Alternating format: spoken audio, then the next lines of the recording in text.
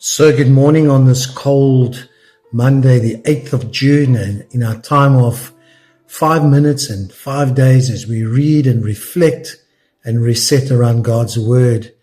And this morning we're talking about Proverbs.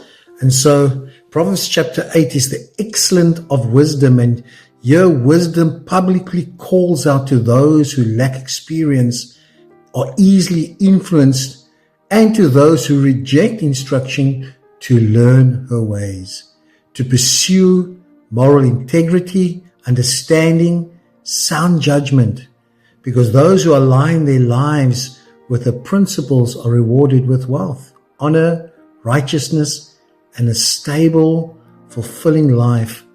Unlike deceit, which operates in the darkness, because wisdom is always loud, it's public, it's accessible, stands at the city gates, crossroads, and high places where decisions are made.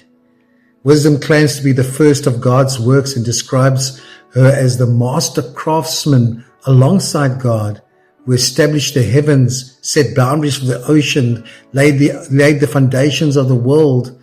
And we have a choice in life to embrace or reject wisdom. But finding wisdom is to find life and obtain favor of the Lord. In Proverbs 9, he speaks about the way of wisdom. You see, wisdom and folly are contrasted and personified as a woman preparing a feast and inviting the unlearned to a house, choosing between a life of understanding or a path of destruction. And this is how important wisdom is in our daily walk in this world.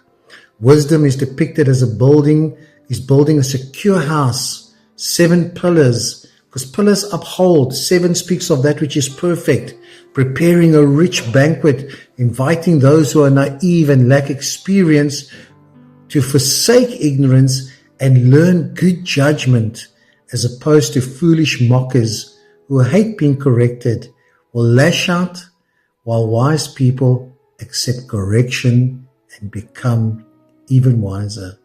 See, true wisdom is rooted in a reverent relationship with God, where we are willing to learn, with the fear of the Lord is the beginning of wisdom.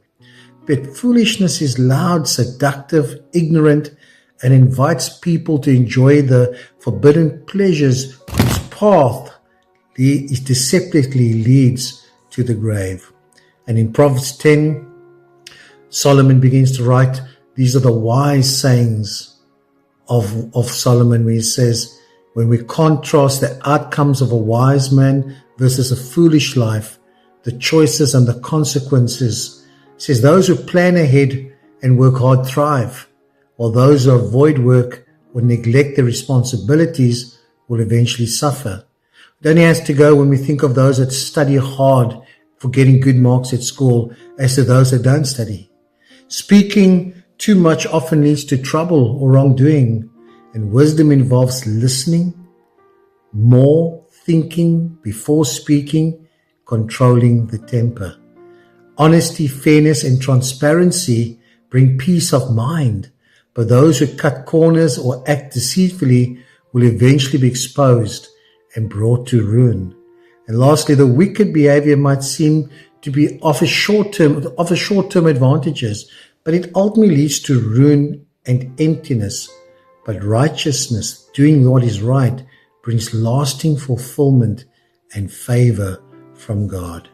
In Psalm 144, the word of God said, the Lord preserves and prospers his people. And this powerful prayer of praise reminds us that our ultimate security and strength come from God, because he prepares us for the hardships of life, whether it's relational, financial, or the spiritual challenges that we face, because we're not there to rely on our own strength, but we take refuge in God, because he is our ultimate protector and deliverer. He is our shield, our fortress.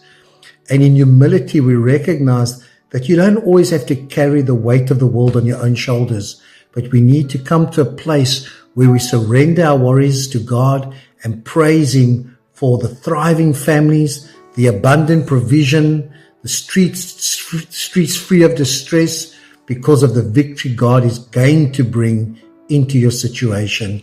So you begin to even praise and thank Him, knowing that He's going to bring it to pass. And then I want to close off with Romans 12. It's speaking where we come to that place when we choose to follow God, where we surrender our lives and we renew our minds to obtain and do what is right from God.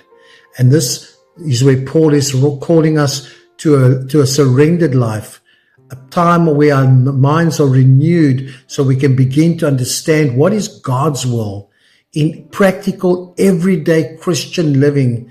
No longer that we are being conformed to the patterns of the world's self-centeredness, greed, pride of life, which dictates what we do.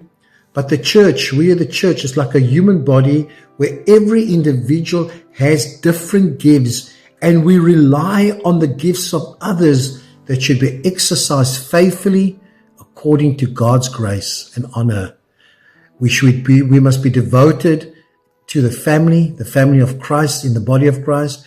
As we serve the Lord, we must show hospitality, not seeking revenge, but to bless those who persecute, and love out of a sincere heart as we overcome evil with acts of kindness that bring conviction, shame, and ultimately repentance on those that are doing wrong to us.